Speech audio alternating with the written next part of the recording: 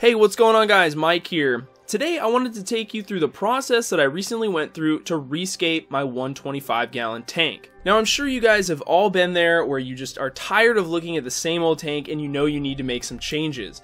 I definitely get that way, and I totally have aquascaping ADD, and I need to make changes every once in a while. So after looking at basically the same thing for more than a few months now, I knew it was time to do some re-scaping. Things are always a little bit more complicated when you have a soil-based aquarium, especially when there's a lot of plants that have big, deep root systems. So as you can see in this tank, there's a bunch of the Retrospiralis over on the right side with a bunch of Java Fern behind it. Now the Java Fern's going to be easy to move, but the Crips are going to be tough because they've rooted themselves really good and they've propagated all over the place. I know at this point that I want to leave the left side of the tank alone because I like the way it's going, but this right side with all the Crips and everything needs to change. So what we're going to do is we're going to pull those Crips out and reshuffle some things around, pull some rocks out, and sort of reposition more or less the entire right side of this tank. So the first thing that I do is I begin to pull out some of the chain swords that are up here in the front.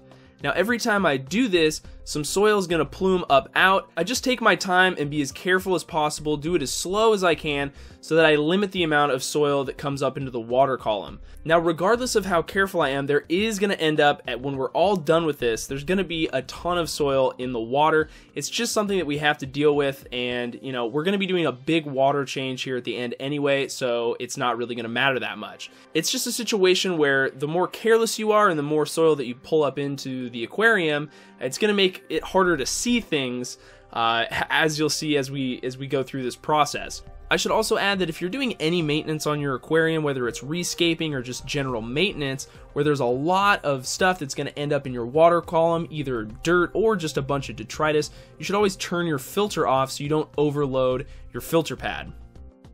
Once I got the chain swords out of the tank, I then had to move on to the Retrospiralis right behind them. Now these plants have a crazy big root system and they've ended up propagating all over the place, so when we take these out, it's going to end up putting a ton of soil into the water column.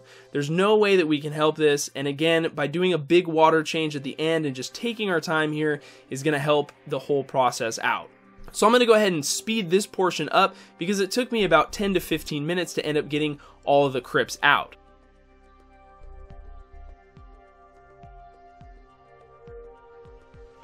Now to make this entire process even more difficult, there was a bunch of manzanita driftwood that was originally placed in this location, and the Crips ended up growing in and out throughout all the wood. So I have to sort of simultaneously loosen up the rocks and make sure that I pull the driftwood out while trying to save the big long leaves of the Crips. I don't want to damage them because I'm going to end up taking them into my local fish store to get some store credit.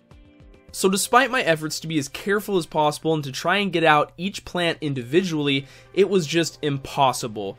With the leaves of the Crips being intertwined through all the driftwood and everything, there was just no way I was going to be able to get them all out individually.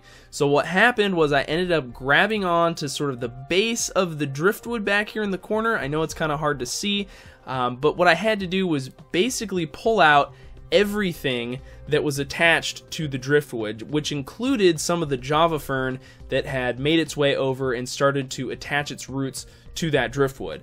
So, and for whatever reason, my camera wasn't on and I didn't get the actual part of me taking it out of the tank, but you can see here down on the garage floor, this is the giant chunk that ended up coming out of that spot. But once I had this big chunk out, it was a lot easier to then pull the plants apart and get them into a separate bin and ready for the LFS. You can see just how big some of these Crips got to be.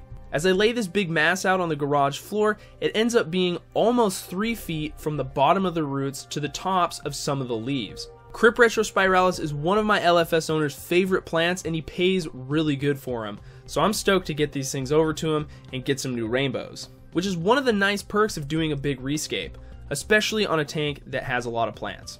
So as we pan back to the right side of the tank, you can see that we didn't really take out a ton of volume here from the right side. but we basically got out all the hard stuff. The only thing that's left is a couple pieces of wood, some of the big rocks that you can kind of barely see now that the water column's getting pretty dirty, and just the Java fern that's in the back, which is going to be pretty easy to remove.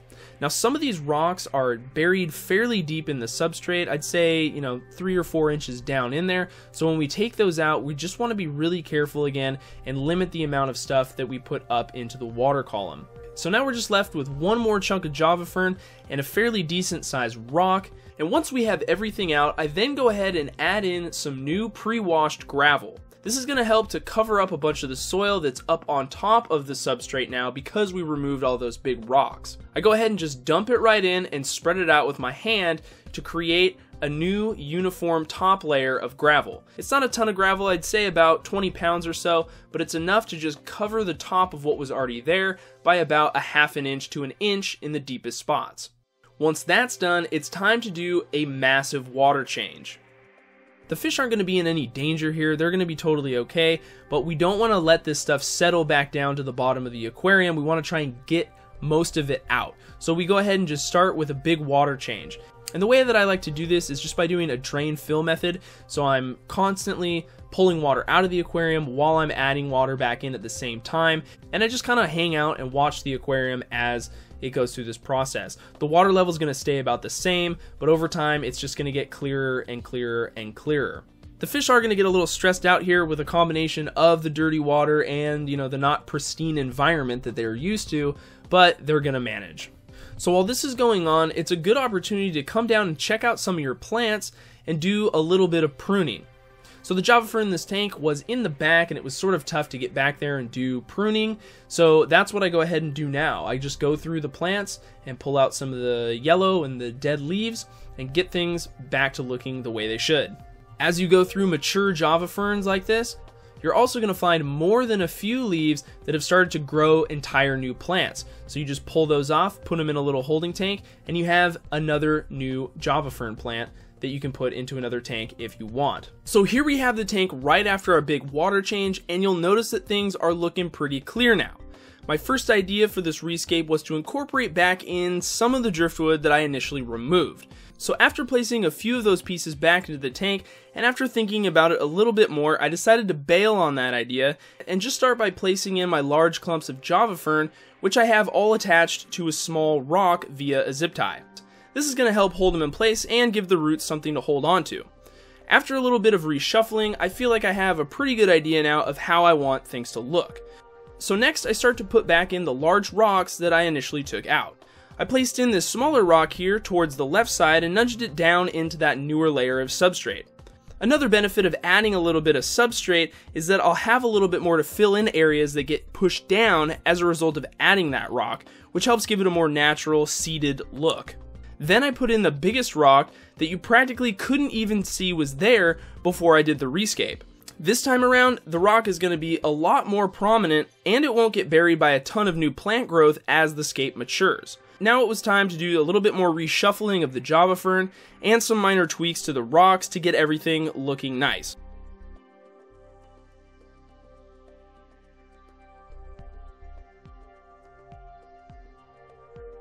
I then decided to add a third rock and position it in a way that makes the second rock look even bigger, sort of like it's all one giant piece of rock.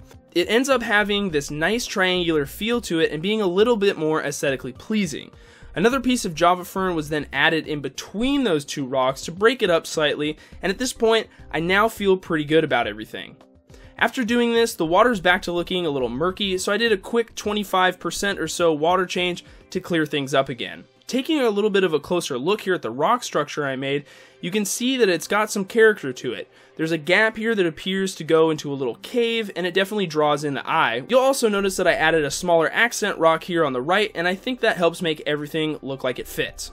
Now once all that big lifting was complete, I went on to do some minor rescaping in the surrounding areas. I added a few more Blixa plants to fill things out. I then moved on to the hair grass, which abruptly stops here, and I ended up removing a few chunks and spreading them out in this area. With any luck, the hair grass will fill out in the next few months and will fill in most of that foreground.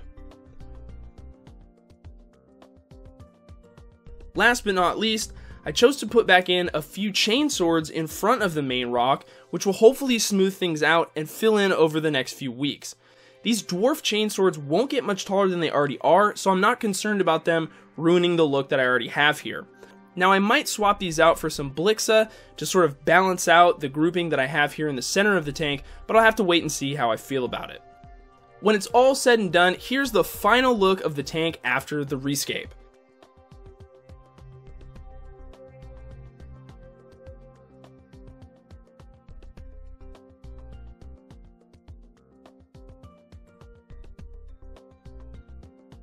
Here's a quick side-by-side comparison of what it looked like before.